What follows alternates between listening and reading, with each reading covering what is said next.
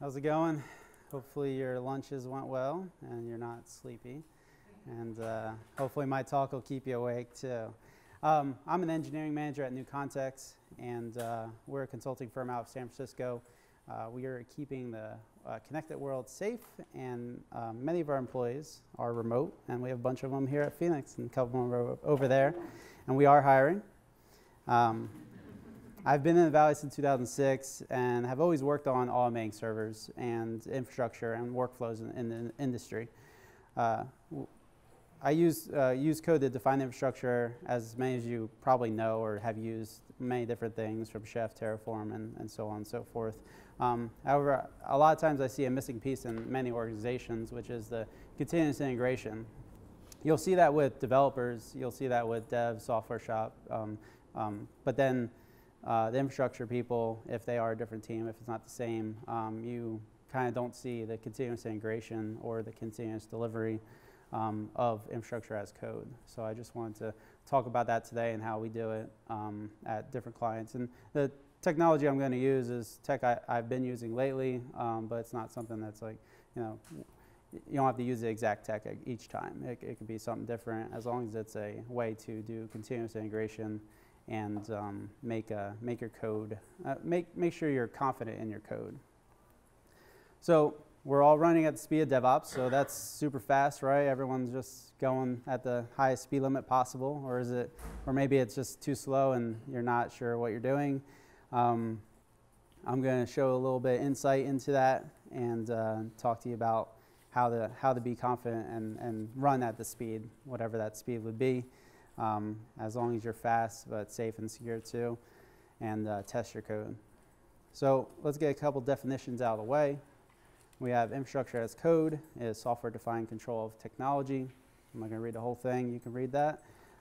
It came about because we had a lot of manual processes. We had pets as servers, and we're moving over to cattle. Many of you have or will, and the pets increase your maintenance costs. So if you have cattle, you have ways of making the servers automated, and you can destroy them and start them up again, then that's what you should be doing.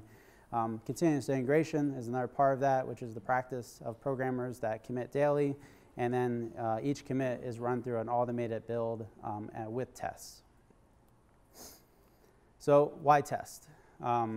Testing is something developers do. On their software project, you have integration tests, you have tests like RSpec, things that are more behavior driven. So there's a lot of different testing frameworks for the industry, but there is also testing frameworks for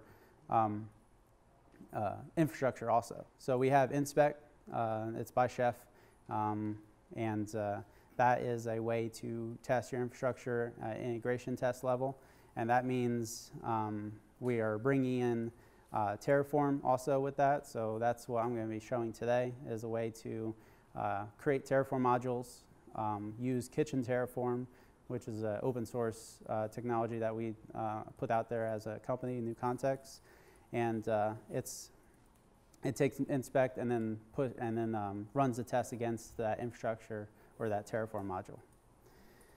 So, but also not just tests, but you also have to do reviews of code. So when you make that merge request, that PR, you also have to have some members of your team, as long as you're not a team of one. Review the code, and then you can merge it into master branch or however you do your Git strategy. And so you need those tests, then you need the approvers, and then you need to push it into master, and then you can have that artifact deployed. And you can be confident in that because Inspect was able to test it out, and as long as you have a good amount of testing, then you're able to actually get it working pretty well. So enough slides, as I'll do more ad hoc here from here on. So it's time to code. We'll be looking at Terraform modules. We'll be looking at live repositories, which is a concept I believe the Gruntworks people have started. And so the live repository is a way to handle an environment for Terraform code. And also we'll look at Kitchen Terraform and Inspect and how to do that. So Bear with me for 1 second. Let's switch out Keynote here. And then I'll change the monitors.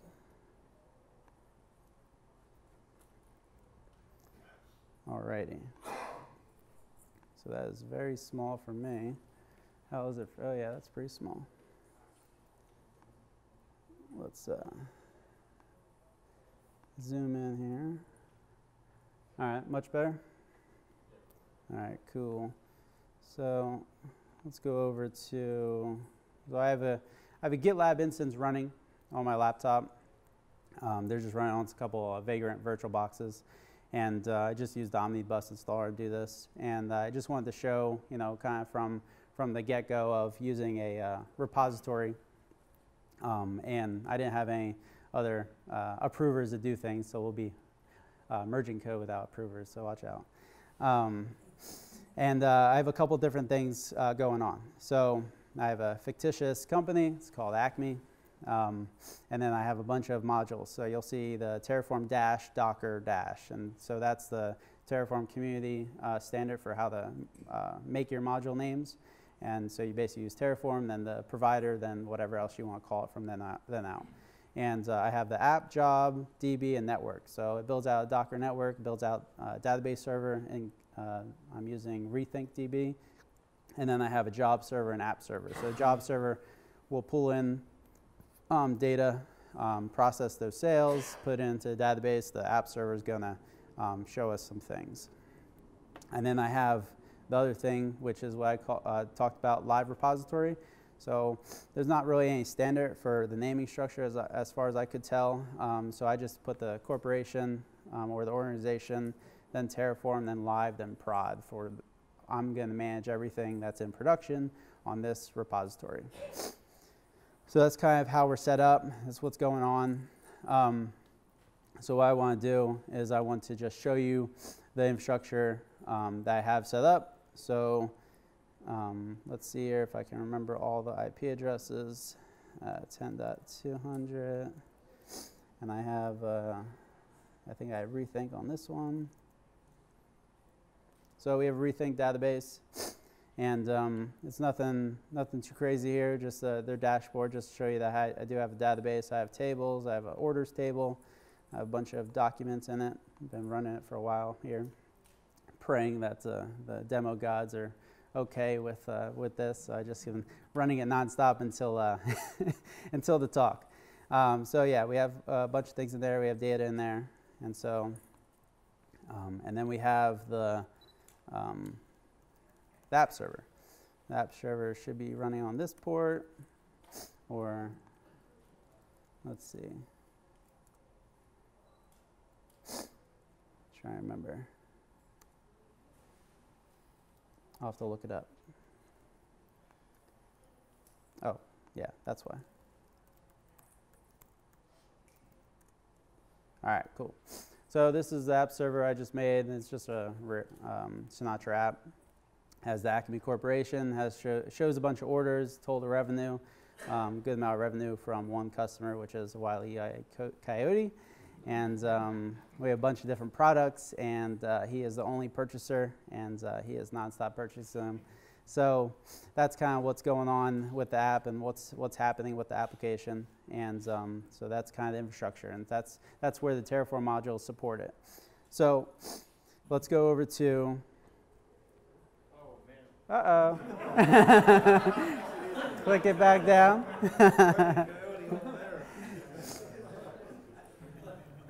That's funny. Demo God did. They spoke. They spoke. I did everything I could possibly do. Sorry about that. It's all good. Yeah, somebody take a picture of him. Stand in the corner. Turn around. Where's the dust cap?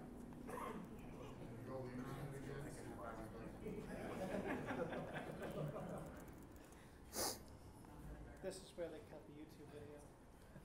Yeah. You're done for the day. Go. Yeah, we're going to write it out from here on out. Like.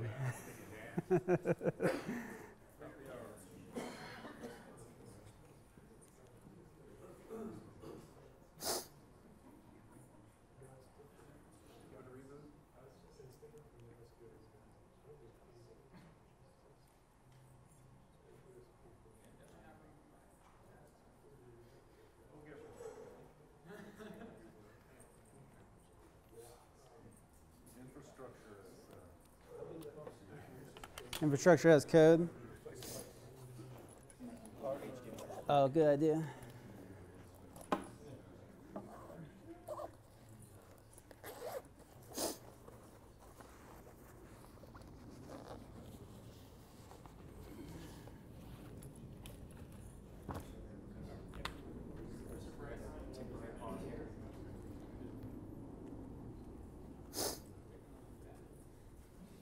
Physical equivalent of Chaos Monkey.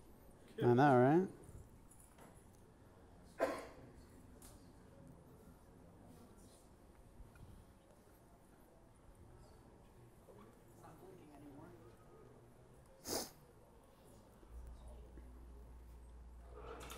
Hey.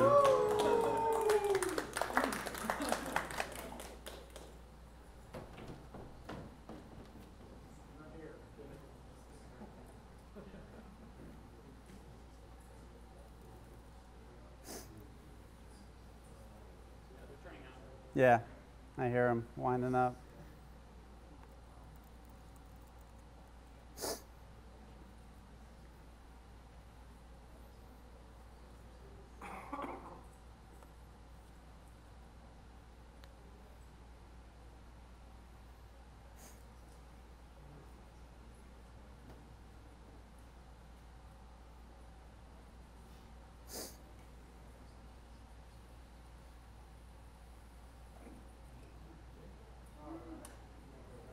Hey, all right, cool. We got one at least. All right, so I mean, during this process, feel free, I think, ask questions, and I can answer them best as possible.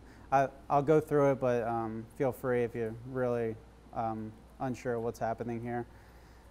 So here's all the modules locally on my box, and then also the live repository.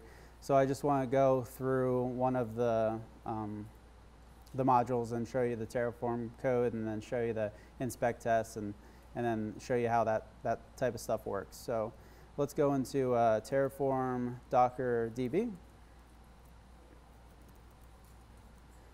So we have a bunch of different things here. We have a CI directory. It's going to help with our concourse pipelines. Also the pipeline.yaml file. We have a main.tf, which is a default for Terraform modules, and then outputs and variables. So inside of the main.tf, we have a bunch of different things in here. I am pulling the rethinkDB down from the Docker registry. I'm then turning the database server up. I have a couple variables set. Nothing too spectacular, just to show what's going on with the infrastructure. So you have that, and you create it, and then you're hoping that Terraform just does what it's supposed to do, and that's the end of it. But you really need to test on what your expected output is. So inside of our test directory, we have a couple things. We have integration, which is where the tests are, and then we have fixtures. So to be able to run this module, just like you would in a live repository, you run it as a sourced module in from the fixture. So inside fixtures, test fixture, and then default, and I got main.tf. I have what you would see in a Terraform live repository, which is provider information. You have the module right here, so this is getting called, and you're just doing a 3-step back for the source, and then doing some outputs. And so those outputs are key for some of the things that Inspect and Kitchen Terraform are going to do. So we go over to integration, and then we have controls and just a test.rb file. And so we have a container name, which is the output attribute name, and then port, which is also the output. So Terraform outputs will provide that to us from the inspect tests, and then they can use them within the code themselves. So these are some inspect tests, and they're doing some things about the Docker image, and doing some of the things about the Docker container, like, is this the proper container that got booted up? Is this the proper port that I expected, and are there certain ports that are listening? that I'm expecting. So those are pretty basic in the sense of, you're testing what Terraform's getting, pushing out. So what we can do now is we can run the tests. So I'm going to run this with my rake file, or not rake file, sorry, with kitchen file, bundle exec, kitchen converge.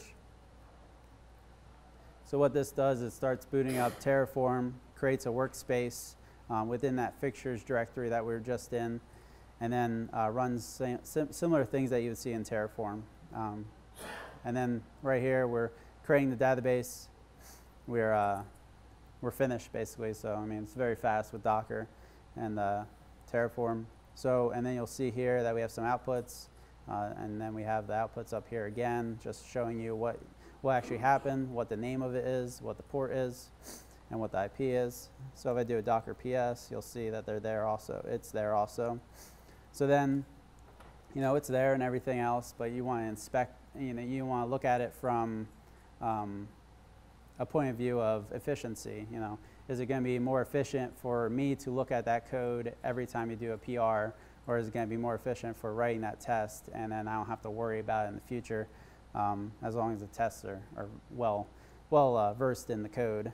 So if I do a bundle exec kitchen verify, it will then run all the inspect tests, and they're very fast too, since it's all local.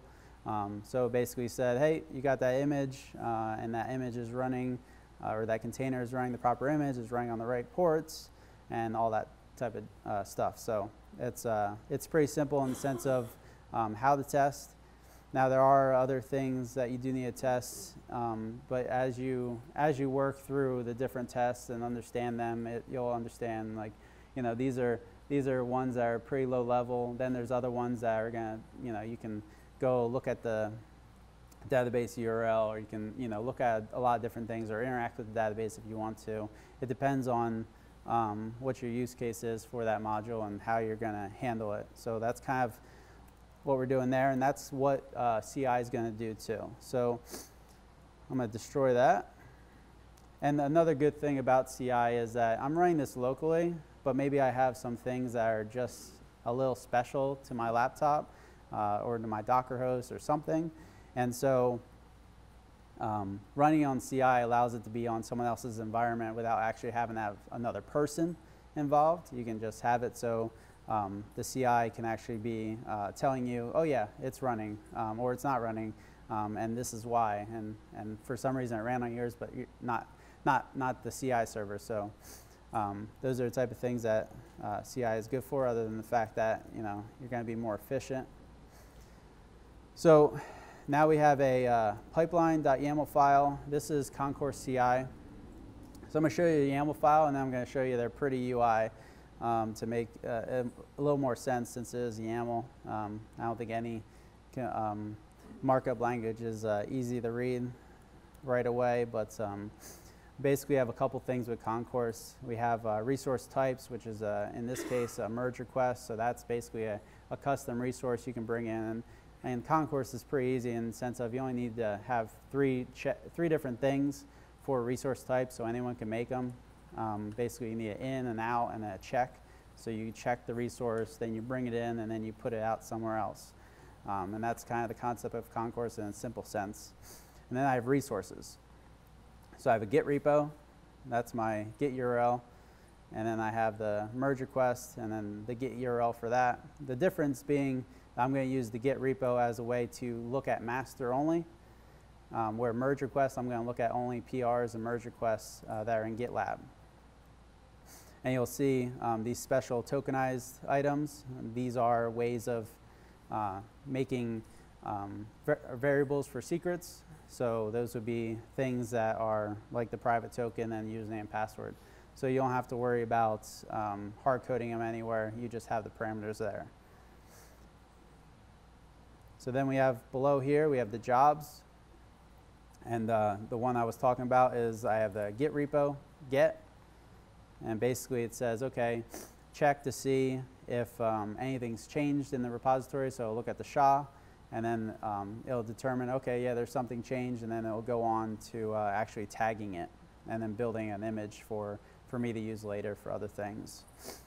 And then I have other jobs, and these are all for merge requests. So any merge request comes in, I need to actually check to make sure I scan for dependencies, security scans, do some Ruby styling for the inspect code. And then I have Terraform style, so Terraform format commands. And then we have a kitchen Terraform. So that's the one that runs what the tests I just showed. And then we can go over to Concourse CI. All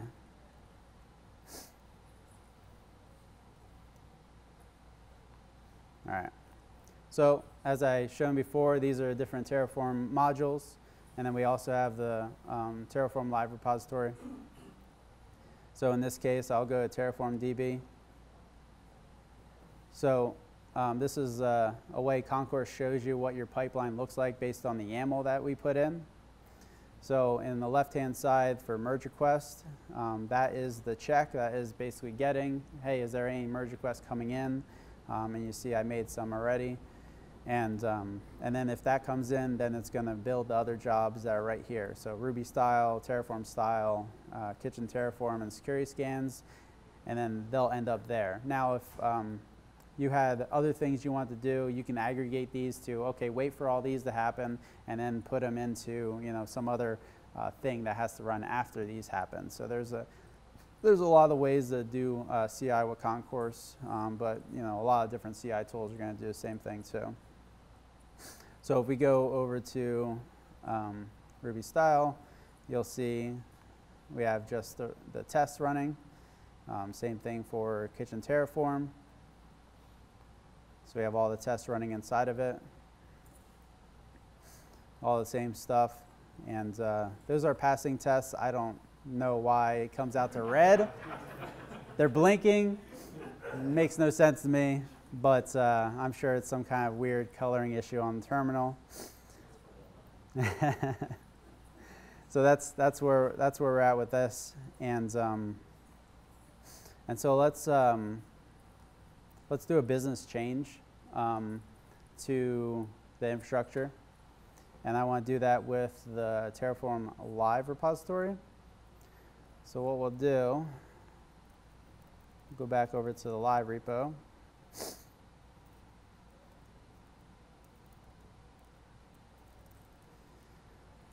So we have a couple things inside Docker.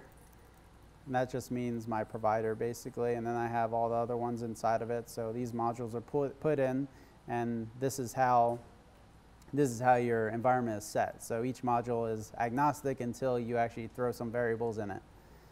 So we have so if you look at DB here, main.tf, you'll see I have a bunch of things pulled from Terraform data state files, such as the name prefix, and so on. So the business change to make, we can make one up now, will be to actually change the name prefix. So maybe the sales department ended up having to be changed or they reorged. I'm sure everyone's gone through that at some point. So now we have to name everything something else. So let's just change this to, I don't know, someone can throw something out also, but marketing. So we'll do market. Good enough. There's, you know, everyone with their naming convention, you have to, you know, keep it small, right? So we have the market. I'm going to save that. I can run it all here right now, but I'm not going to. I'm going to let CI do that for us. So let me change to another branch. So feature, new name, standard. Also have a version file in here.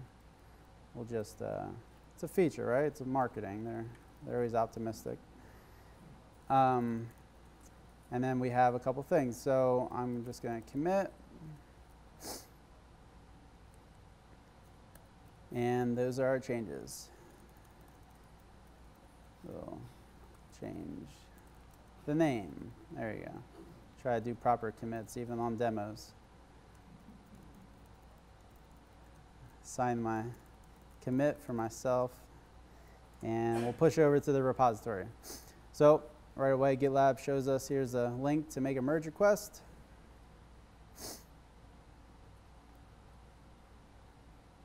All right, we're submitting the merge request. So that's all done. So now Concourse CI. In a second, it'll be checking the merge requests every so often. And you can see it's checked a certain amount of time already. I think I put it at 15 seconds, yeah, or so. So let's see, what was our commit? It was 6.5e. Oh, yep, we got it now. All right, so there's the Terraform plan.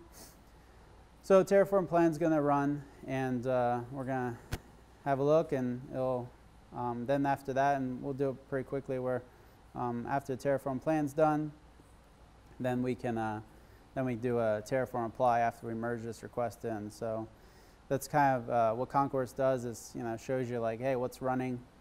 You can see kind of how the process happened and where that CI comes into play. And this is still running. Should be done. Yeah, so finished. So we're all good with that. No changes to make, and then we can actually apply it. Actually, I forgot one other thing that I actually need to put in, which I need to show you anyway. This is where all the stuff's coming from. So CI, I have it in scripts, and then I have the Terraform plan, and I forgot. I do need one other thing in there,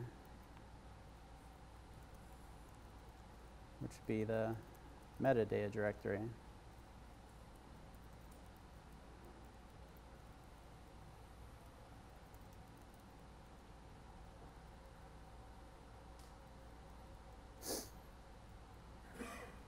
All right. Oh, and then the other one was CI scripts, Terraform apply. You need to do the exact same thing. There's ways to condense this too, but I just wanted to make it more verbose for a demo.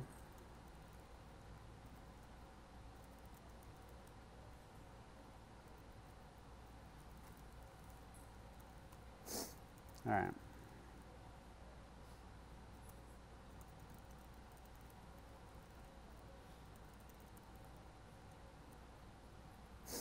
Alrighty, so we got our new change in there. We'll probably run another Terraform plan. We have only a couple minutes left, right? What was the change you just made? I made it so metadata, because I made a change to the naming standard, and I forgot to put metadata inside of the actual Terraform plan and apply. So I had to put that in there to actually run Terraform apply on the metadata when I make the change. Small thing, but it wouldn't have worked if, all right, so that is finishing up. So let's go ahead, since we are short on time, and go over to the merge request. And you can see the pipeline, the last one passed, the other one's still running, but we'll just merge it in now. So what this merge does is then go into master branch, and run Terraform apply, and then run Terraform, or then run a git tag.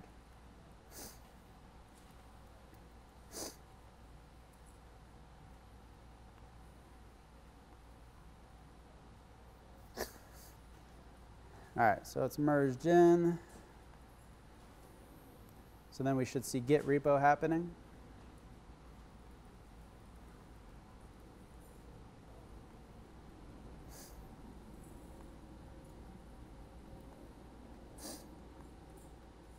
See. Yeah, here it goes. All right, we got Terraform apply.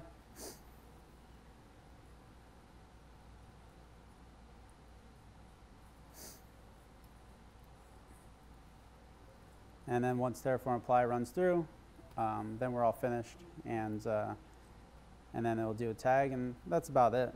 So I don't know how much time we had remaining when we moved the projectors up, but I could take some questions or anything coming up now. Looks like something aired out. I'm doing some stuff still. But yeah, that's the kind of what I'm doing with continuous integration with Terraform, or with infrastructure as code, using Terraform and Inspect to kind of make things more efficient and being confident with your code. That's about it. Thank you.